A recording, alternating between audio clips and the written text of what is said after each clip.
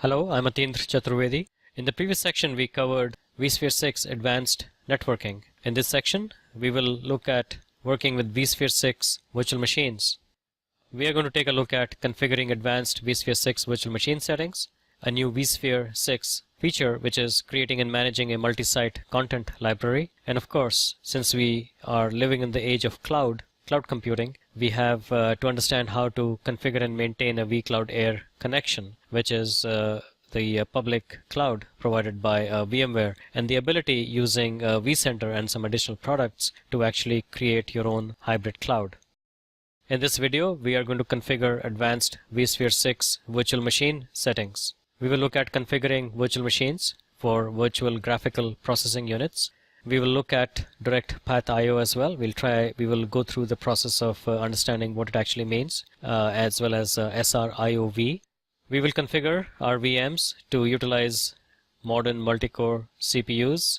And of course, we need to understand among the various VM configuration settings. We look at only at the advanced settings. Again, the assumption of this course is that you are very familiar with basic vSphere 6. We are looking at only the advanced features of vSphere 6. We will also interpret and manage advanced VM settings. Again, they are quite important because in certain cases you really need to use them to be able to fine-tune your environment. And we will end this video with a hypervisor command line lab for virtual machine management. So we are now at the NVIDIA website. This is one of the major vendors for GPUs. I have no connection with NVIDIA. I'm simply using it as an example. So what you see up on the screen is the NVIDIA Grid vGPU software release, and this is your driver, and the operating system is VMware vSphere 6. So what I have done is I've previously downloaded this device driver to show you what the process is.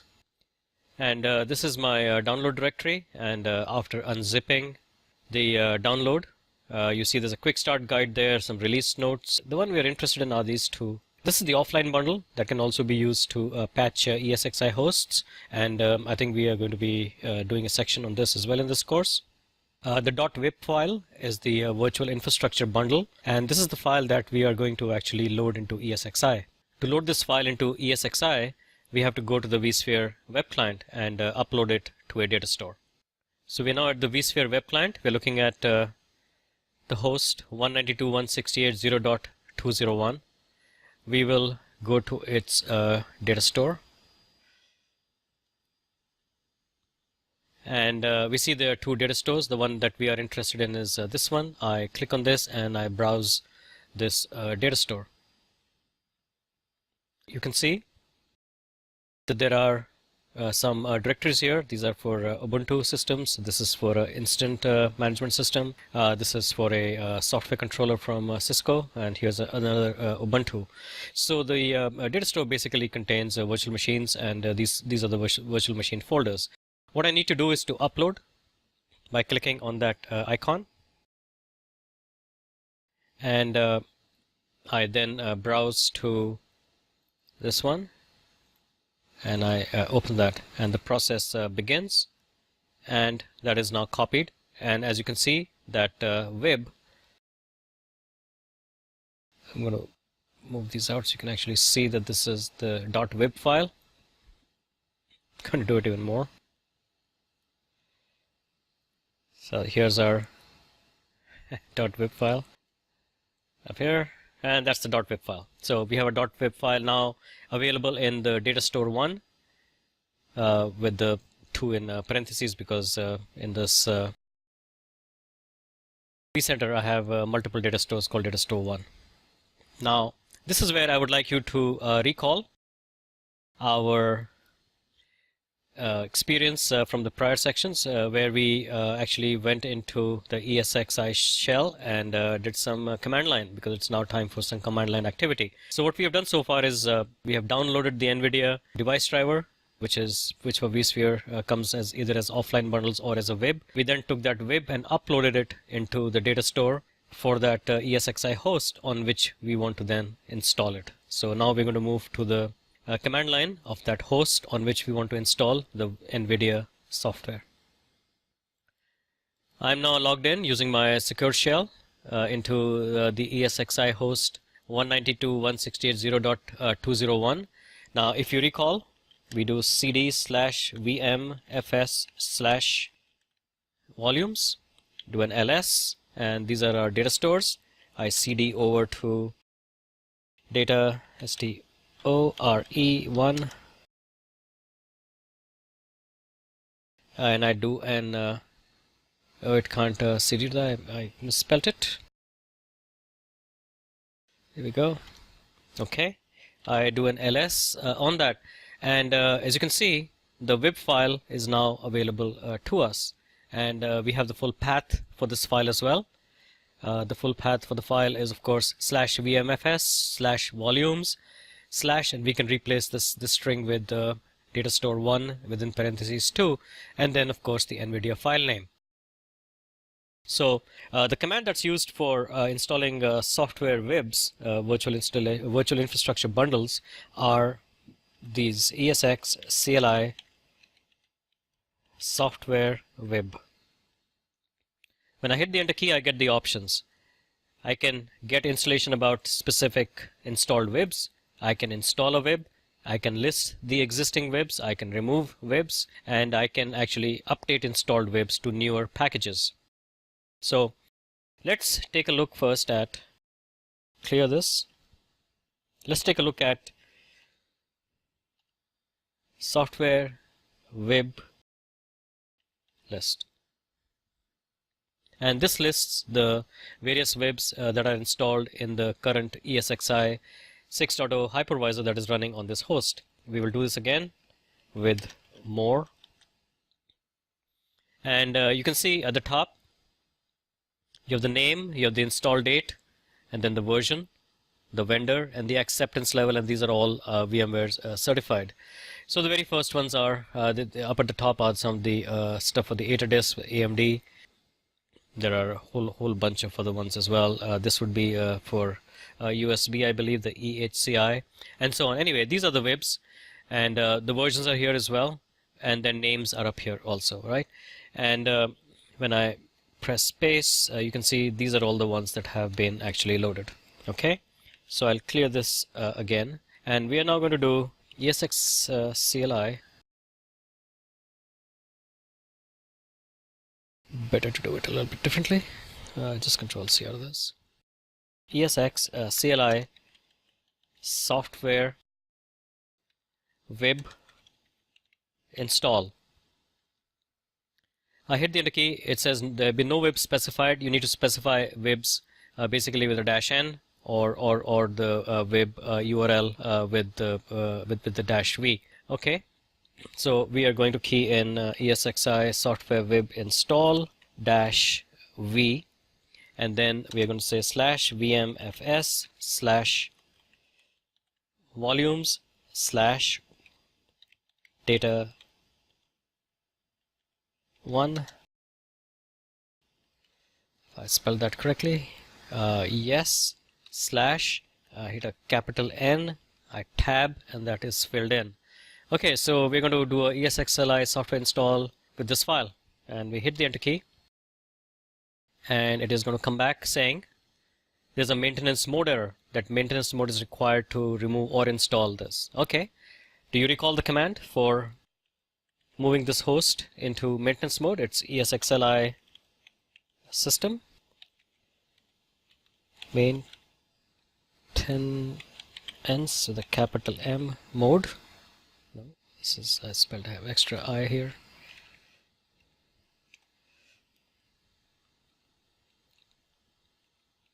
In this mode, set -e true. Okay, we will now do a get of the maintenance mode, and it's enabled, so it is now in maintenance mode. So we retrieve the WIB install command again, and we hit enter, and this only takes a few seconds while it installs the WIB. Took about 10 seconds, and the installation result is it's finished successfully. And this is really important. Reboot required is false, and the WIB installed was the NVIDIA WIB. and there were no other webs removed or skipped. Sometimes there are some prerequisites that are out of date and so on. But anyway, in this case, this was a clean install. We can do an ESX CLI software web list, and we should actually do it with a pipe 2 more. So I retrieve it, and you will see the web up here at the top. Now I have selected it for one reason, which is that I want to now show you how to remove it. ESX CLI software web remove. And what I have to do is, you can do a dry run. This is really interesting. It performs a dry run, reports the operations that would be performed, but does not change anything. So this is really useful sometimes because you're not sure whether this a new web, when it's being removed, would actually create other kinds of problems. And dash maintenance mode pretends that maintenance mode is in effect. Otherwise, remove will stop. So what I usually like to do is to actually put it in maintenance mode. It just takes a second extra, anyway. The no live install is okay as well. So all we need is basically we need the nib name, right? So we need to get the web name again by doing the list and piping it 2 more, copying this. That's the web name. Control C, remove -n. And now we need the web name, and I hit right click to paste it in, and I hit the enter key, and this will go through its process, and the operation finished successfully, and it did not require a reboot, and webs have been basically removed. So this is the process that you actually follow. I actually went through the entire process of downloading the actual driver, and then unzipping it, finding the .web file, uploading it to a data store. I showed you on the command line how to retrieve it, and then actually go ahead and install the web, list the web, pick it up again, and remove it. So all we have right now is to remember to set this host back into operation, so out of maintenance mode. So ESX CLI system capital M, maintenance mode set dash enable false, and then I do a get just to be sure that it is out of maintenance mode, and maintenance mode is disabled, and we are done with this. Now I do not have a physical NVIDIA GPU installed, so otherwise I would have to reboot the hypervisor, and then I would be able to assign GPUs over to virtual machines. But at least we were able to take you through about 75% of the process, especially in the light of being able to manage the installation and removal of virtual infrastructure bundles. We change gears a little bit and look at SRIOV. So basically, it's a idea that was very good in its time. It's almost 8, 9, 10 years old, something like that. The idea was to be able to use one physical card and have multiple connections through it. An early form of virtualization, in a manner of speaking, IO virtualization. Now, the cards that I have, as you can see, I'm on the physical adapters for that host. Cards I have do not support SRIOV. There are very few cards that do that, and there are very few systems that actually use it because the use cases are few and far between. I mean, now we have just maybe 2 or 4 10 gig bits per second NICs attached to servers, and almost everything happens through that, including storage IO as well. So it's kind of an old idea. So the fact that I'm not able to show it to you is not too much of an issue, frankly. Now, the next one that we're going to look at is direct path IO. Direct path IO, the idea is that we take a virtual adapter. So in this case, I have, say, how many? 2, 3, 4, 5, and then 2 more. So we have 6 virtual adapters available from 0 and 1 are attached to vSwitch 0, and then I have 4 other adapters, 2, 3, 4, and 5, and these are attached obviously and being managed right now by the ESXi host. The idea with direct I/O is to be able to pick these adapters, 1 or 2 of them, or any number actually that you need, and then remove them out of the purview and the management of ESXi and make them direct, which is where direct I/O comes from, make them directly available to a virtual machine inside the ESXi host. That obviously requires a device driver for that NIC card within that host, and the process goes like this. I have to select, I have to go through a process of taking these NICs, the ones that I want, removing them essentially from ESXi, rebooting the ESXi system, and then I will go into one of my virtual machines that has been powered off, and we will go into the add PCI device, and you will see that it will be available at that point in time. So with that said, let's go through the process. So the first step is to get these out of the control of ESXi and make them available directly. So we go into settings, scroll down, see the PCI devices. The GUI is kind of interesting. You kind of sit here and wonder what's going on. Just click on the pencil, and you will see all the PCI devices that are actually available on this host. You can see here are some cards here, single 1 gigabit cards, and then I have a whole bunch of MegaRAID SAS stuff. Those are all virtual functions, I'm pretty sure. And then I have 2 of those of my VM NICs, so these are the 2 that are currently being used, right? So when I try and use these, it would be problematic. Let me just not fool with VM NIC 0. I click this, right? And then when I reboot it, this available pending means reboot will actually go away, but I don't want to interfere with any one of these. All I want to do is to look at another set of adapters, and I clicked on one, but both came through, and one of the reasons is that they're being managed by basically the same PCI root chip, and when you click on one, you get both, and my Intel card, I guess, is like that. But for our purposes, that doesn't matter. So what we've done is we'll now have 2 of our NICs available to be used to directly connect to virtual machines after I do the reboot. I click OK, and it's going through its process here, and what I'm going to do now is to pause the recording to do a reboot, and we'll come back to this after the reboot is complete. So I completed the entire reboot process for 192.168.0.1, and as you can see, the direct path IO PC devices available to VMs, these 2 are now actually available. So what we can do now is, let's just look at some of the details here. Device ID, sub-device.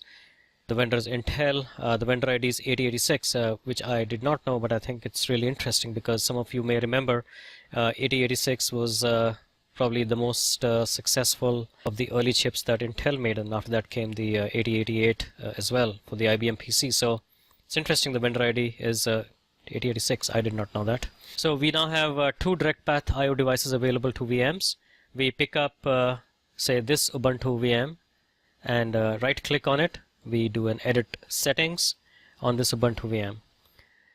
Okay, we select a new device from here. We select a PCI device, and we say add, and here we are. We have those devices show up here. Let me just move this aside a little bit. So it's all zeros with a 1 and a 1. So here's one of them, and there should be the other one with the 1, right? So 0 and the 1. And so these 2 are available. I can select one of these and say I have to reserve all memory. That's very important to do. And then I say add. Okay. So that's a new PCI device, and then I add another PCI device, which is the next one over, and I click on add as well, and basically I click OK, and that's how that works. So when I reboot this, assuming that my Ubuntu system has device drivers for that, I will be up and running, and that these 2 NICs are going to be directly available to that Ubuntu system. I'm going to right click on this, edit it, just to clean it out, because I really will not be using these directly the way they are. Okay, and I will delete them.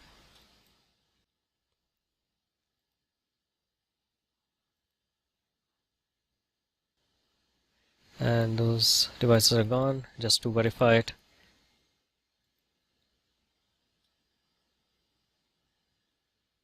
Still see one of the PCI devices, and we remove that and we do that. So that's how it's done.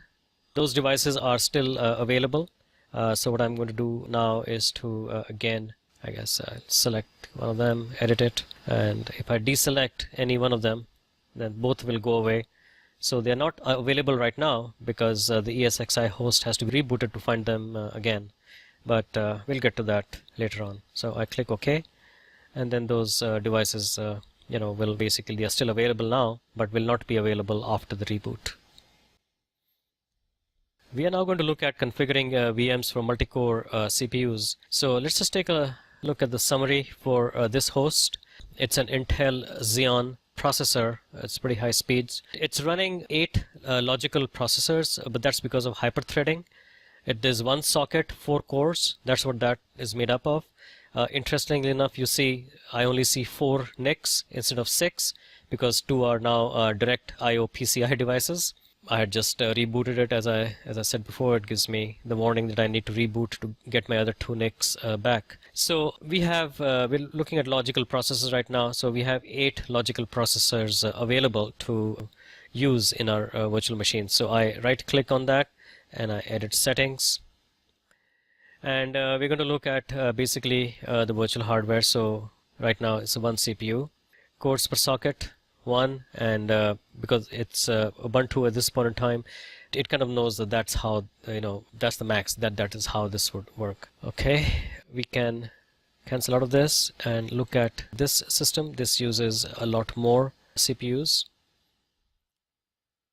So this is a 4 CPU virtual machine, right? 4 cores per socket in 1 socket.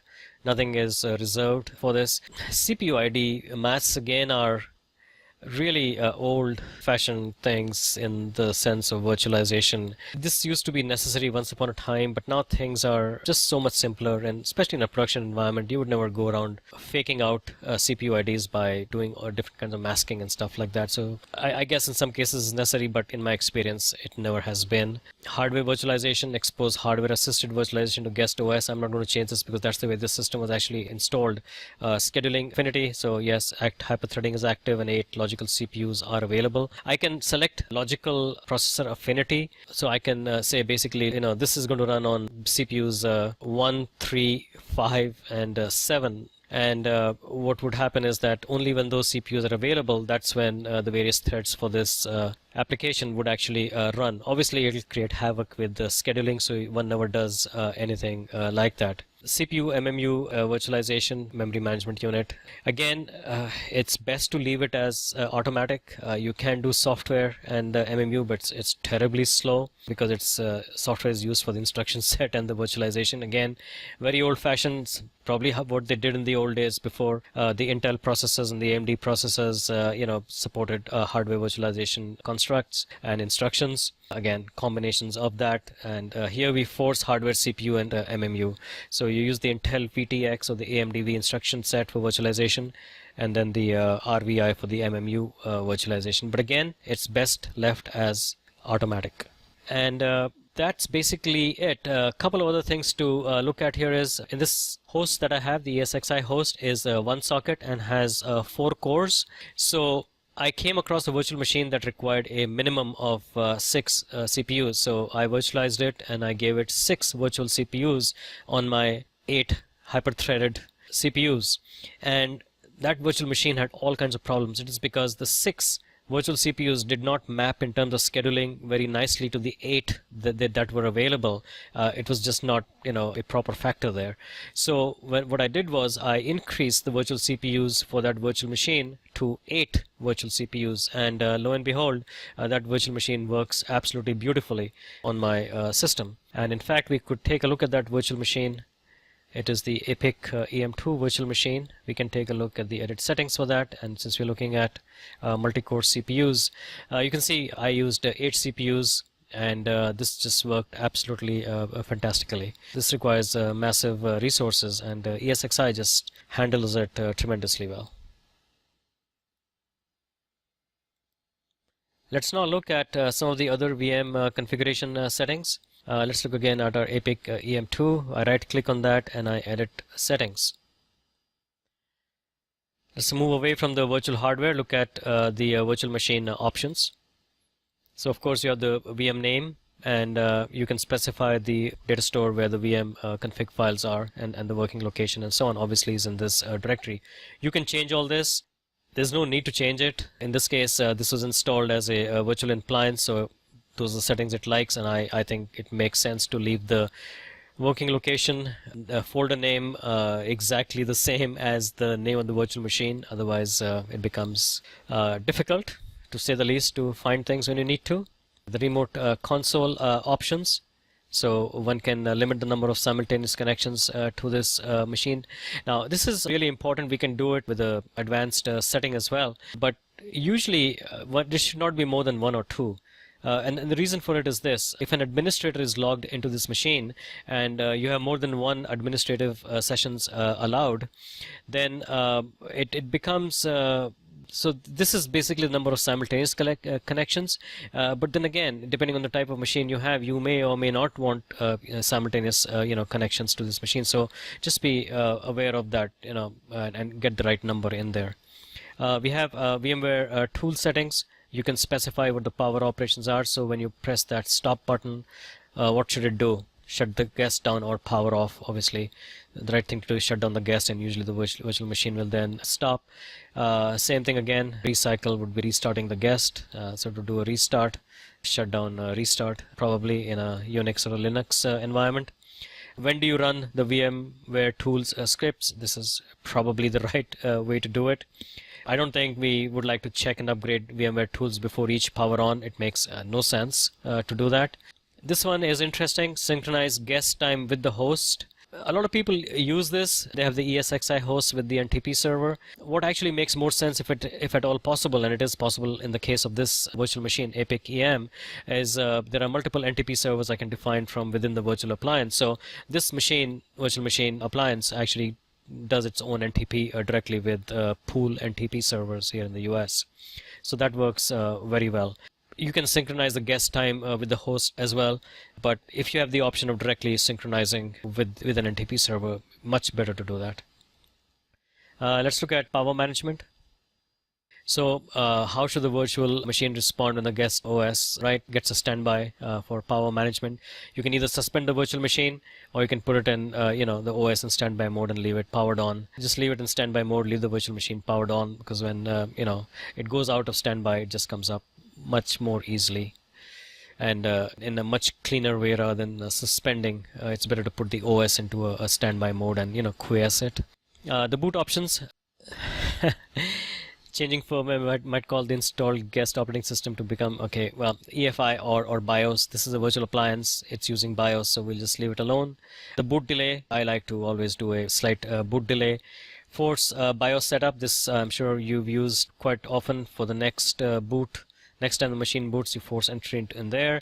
Failed boot recovery, automatically retry after 10 seconds. I guess that's fine, but if it's not rebooting, there's a problem somewhere else.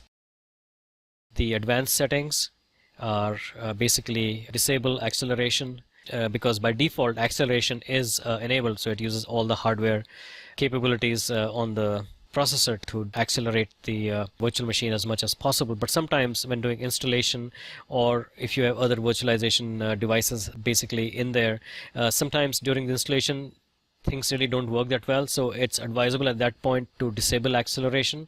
And when the virtual machine is actually booted up first or second time, you can then disable that you can then turn it back on again rather. So disable it while installing, and you can enable it back again after everything is working. You don't usually have to do it if you don't have to do it, okay? But if there are problems installing, then that's one way to do it. Enable logging. Run normally is the best way to actually do this. The swap file location is the settings of the cluster or host, so that's for the swap file for the virtual machine. You can store it in the virtual machine directory as well. There's a lot of I/O going on there. Usually one sets the cluster to have a swap file location that is on a disk that is not going to be part of disaster recovery, or is not being replicated somewhere, because obviously you really don't want to do that. But again, these are all basic settings. I'm not going to talk any more about that. Latency sensitivity is very interesting, because with the virtual appliances for voice over IP, you need very low latency, and even video servers and everything else, they don't run on dedicated hardware anymore. Everything runs basically on standard hardware, so they can be very sensitive to latency. Now, I'm told it is recommended that not to use the low and medium in ESXi 6.0. I'm not exactly sure why. I would leave it as normal unless there was a reason to make it a high. Actually, the APKM installation guide recommends setting the latency sensitivity to high. I haven't done that, and it seems to work just fine. So, use it when you really need to. We're now going to look at some configuration parameters. By clicking on that button, you get the various PCI devices that are there. That's your NVRAM file there. CPU cores per socket is 8 with hyperthreading.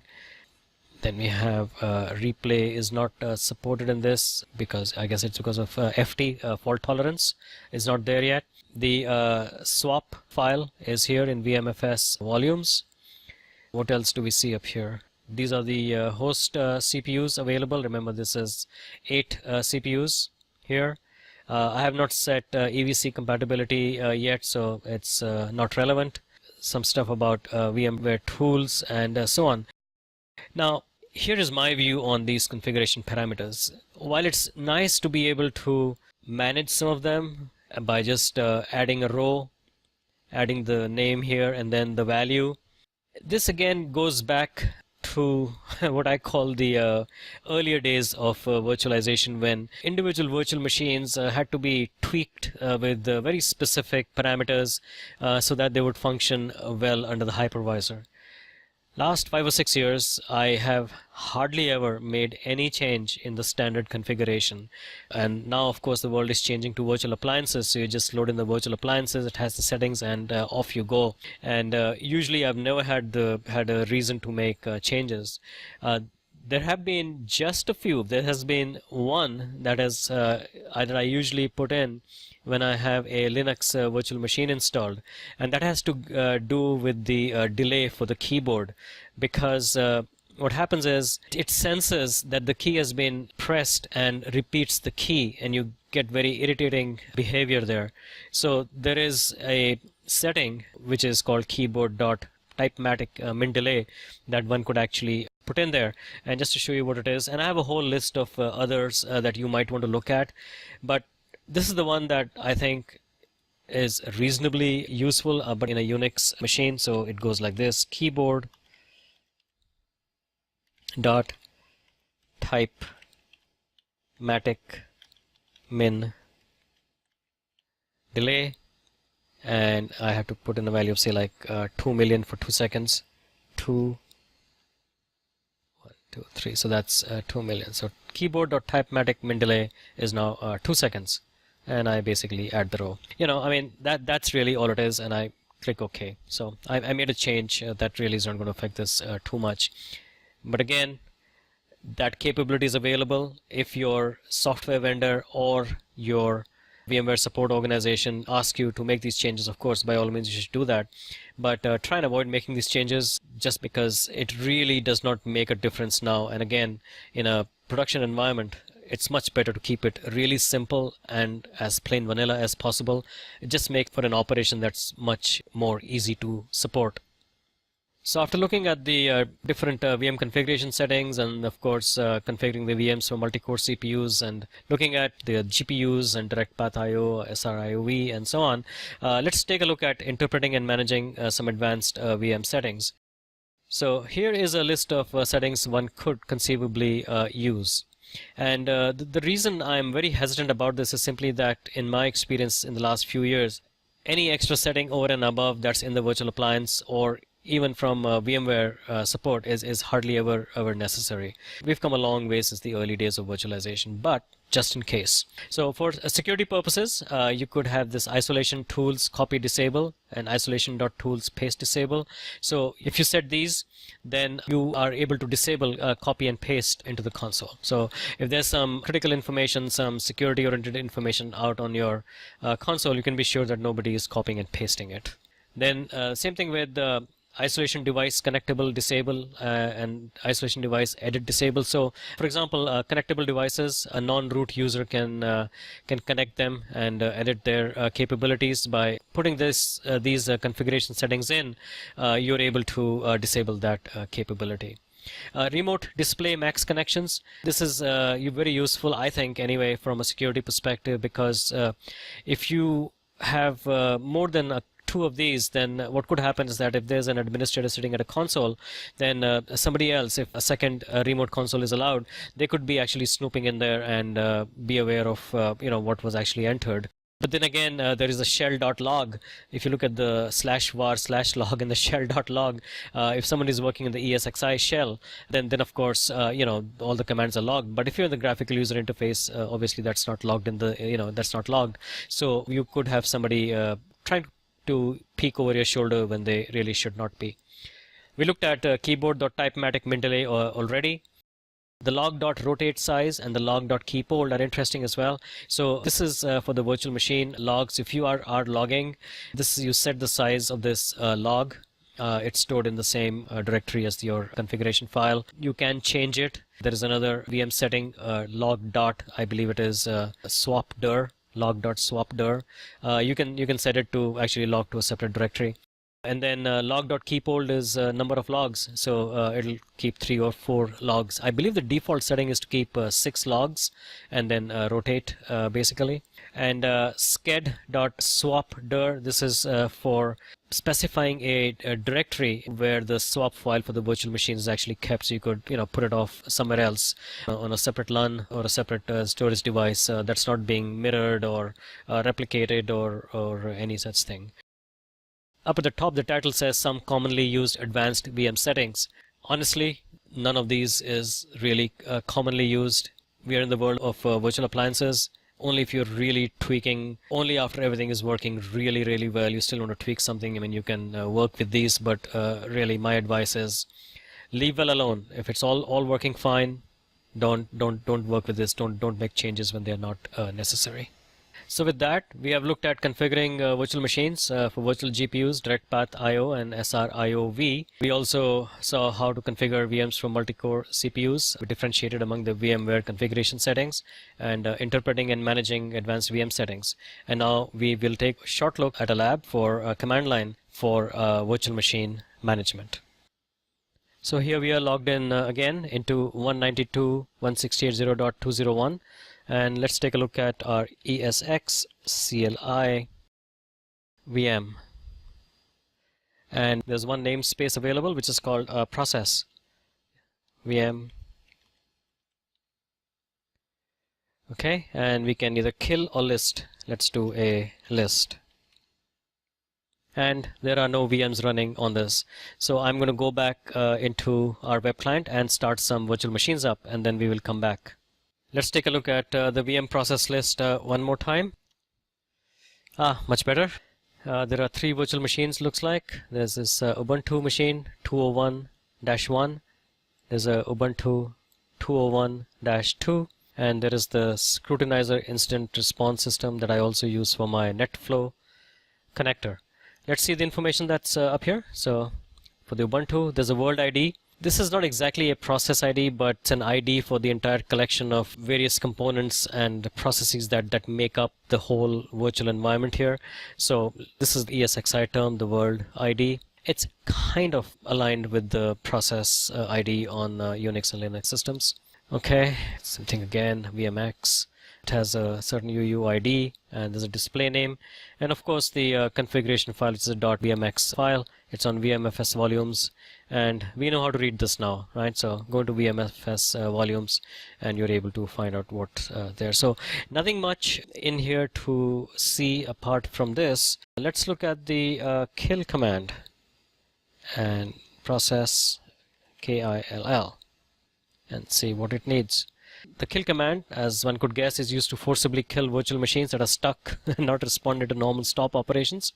So you can specify the with the -T, you can specify a soft kill, which is basically a SIG term, or you can do a SIG kill, which is a kill-9 for Linux folks. You could also use the word force, in which case, if all three fail, it's interesting. If all three fail, then a reboot is required. Well, and so obviously you need the kill type and you need the world ID, and it is pretty straightforward. From the VM process list, you can obtain the world ID, and you can specify the type, and you can kill it. And really, these are the only two commands that are available because VMs are supposed to be managed from the clients and not really from the command line. Thank goodness for that. Now, an interesting command is /sbin/vm dumper --help. So this command can be used to do interesting things. You can get a screenshot, okay, or you can send it non-maskable interrupt. And the reason one would do it is if you wanted to send a hard kill into a virtual machine, this would actually kill that. Now, with my Ubuntu, especially the version of the Just Enough Ubuntu, which is available from www.pqr.com, it's a tremendous Linux implementation. I actually just love it because it's small, it's elegant, it's clean. I can use it for containers and everything else like that, and it starts and stops really, really fast, and yet it is a full Ubuntu implementation. So it's a great Linux distribution. So when I send an NMI to one of those, it actually complains and says something like, what are you doing to me? Are you trying to send me some kind of a power management control command or something on those? And we can actually take a look at that just to show you. So again, the key ones are, of course, the NMI and screenshot. The rest of the stuff I would leave up to VMware support, to be honest. So here we are. We are going to now see if we can find the console for one of these Ubuntus. And I'm going to log in here. Clicking on it.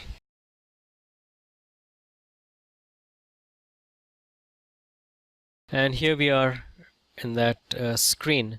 Now, what I'm going to do is to go back into the command line, which is here. Okay, do ESX CLI VM process list. Now, I believe I used the 201-1, so 37311. Let's just verify that. This is the console for 201-1. That's correct. Okay. We're going to go back to this. So our world ID is 37311. I hit clear, ESX CLI VM process kill -T4 type force, and then we can say -W, I believe it is for the world ID 373. If I have keyed this in correctly, we shall see if there is some response up here. And with the force, it was actually terminated. So that worked pretty well. So in this video, we've looked at how to configure VMs for virtual GPUs, direct path IO, SRIOV. That was quite an interesting process. It did require a reboot in the case of direct path IO. did not require a reboot when we installed the VIB, the virtual infrastructure bundle, which is a device driver for the GPU, the NVIDIA GPU. Multi-core CPUs need to be basically factors of the actual number of physical CPUs available. So if you have 8 CPUs, don't specify 6 CPUs, virtual CPUs in your virtual machine. Make it either 4 or 8. We differentiated among other VM configuration settings, very few and far between that are really needed nowadays. We looked at interpreting and managing some advanced VM settings, more to do with logs and acceleration and so on. And then we did a brief command line lab for VM management. We looked at the command ESX CLI VM process, list and kill, and the /spin /VM dumper, with which we can get screenshots as well as we can basically kill and dump. Okay, so it sends a non-maskable interrupt, and we can look at the dump files for that if they had been set to see what actually came out of that. So this is where we've come. We have looked at just about everything that we had to do here, and let's see if we can find what we are going to be looking at. The next video is about creating and managing a multi-site content library. I think you will enjoy that, and I look forward to seeing you in that video.